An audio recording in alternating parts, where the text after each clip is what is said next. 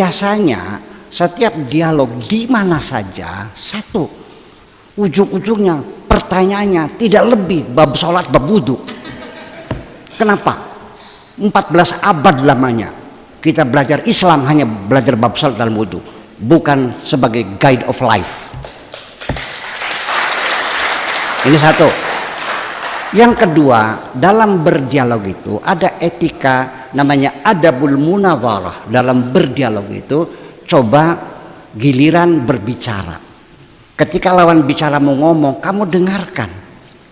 Ketika kamu ngomong, kamu bicara mendengarkan. Kalau dua-duanya berbicara namanya bertengkar, bukan dialog. Etikanya lagi dalam berdialog, jangan pernah menyalahkan teman bicaramu. Nggak boleh dong. Salah itu nggak boleh, itu nggak etis itu. Jangan menyalahkan. Menurut pendapat saya, kan gitu. Temannya bilang hijau, menurut pendapat saya ini merah. Ketika didiskusikan tetap tidak ada pendekatan, ya sudah, biarkan dua hal itu berbeda. Apa salahnya kita berbeda? Suruh siapa suruh sama nih? Allah nggak mau sama kok.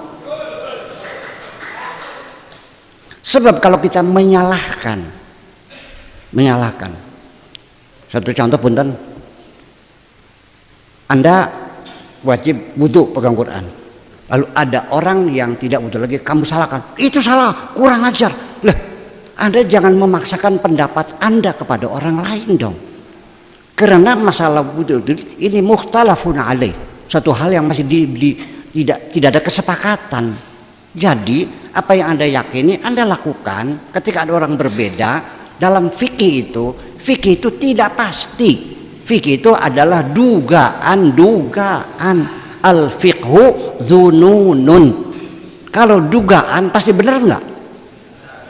Tata keramanya, kalau kita mengatakan berarti yang pegang Quran tidak wudhu, berarti kita menyalahkan mazhab-mazhab lain. Etis enggak? Oke. Megang istri batal enggak? Batal, karena kamu mazhab Syafi'i. Kalau mazhab Maliki batal enggak? Yang benar mana? Nah itu dia. Yang kurang ajar pertanyaannya. Dalam fikih jangan bertanya yang benar mana, sebab nanti jawabannya menyalahkan orang lain. Kamu tega menyalahkan mazhab Abu Hanifah, menyalahkan Imam Hambali, menyalahkan Imam Maliki, tega? Jangan dong. Kita hormati semuanya itu. Jangan begitu. Nah, tetapi saya sebagai penganut mazhab Syafi'i, gelembusung gini dengan temenan gelembusung berdengar ya, dan saya konsekuen.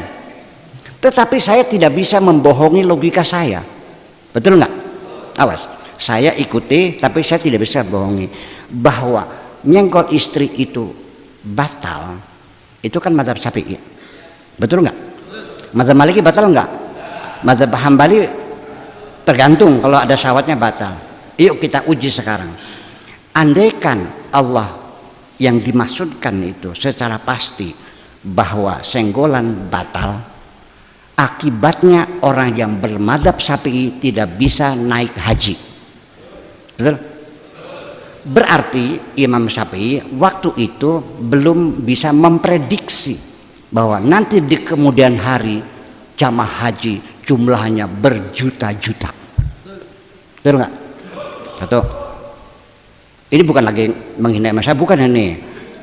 Kalau kita bicara itu, Buya nih ngecek Imam Syafi'i. Ini beli paham. Masih pinter gak kita ngormati Imam Syafi'i Bang Sirama?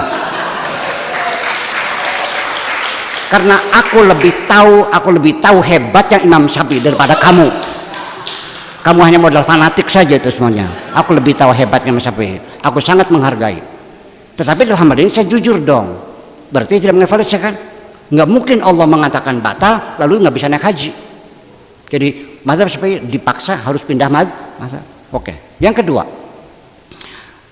gara-gara batal wudhu ini ada momen-momen yang sangat baik dalam rumah tangga. Ketika kita bertengkar dengan istri, Allahu Akbar adzan maghrib, ya, tengkar nih, maghrib, sholat dulu yuk berjamaah.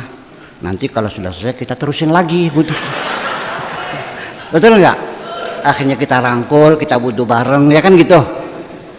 Bayangkan, sholatnya juga berdekatan, ya saling bersentuhan, nyaman kan? Tapi karena gara-gara batal, istri minta anduk dikewer, aja nyenggol. 2, oke? Yang ketiga, ketika istri kita sakit, siapa yang harus menceboki istri kita? Di sini satu persoalan, paham nggak? Tetapi kalau Anda tidak percaya sama madzhab Syafi'i, silakan tanya istri saya. Paham nggak? Jadi pikiran saya ini seperti itu, paham nggak? Saya tidak mau mengkhianati pikiran saya, kan begitu. Nah, kenapa saya bermadzhab Syafi'i? Karena apa untungnya saya mengatakan senggolan tidak batal? Apa untungnya pegang Quran tidak perlu wudhu lagi?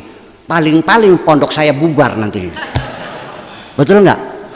Itu artinya betapa saya menghormati kamu. Paham nggak begini nih? Masih pinter gak kita menghormati Syafi'i Bang Siram?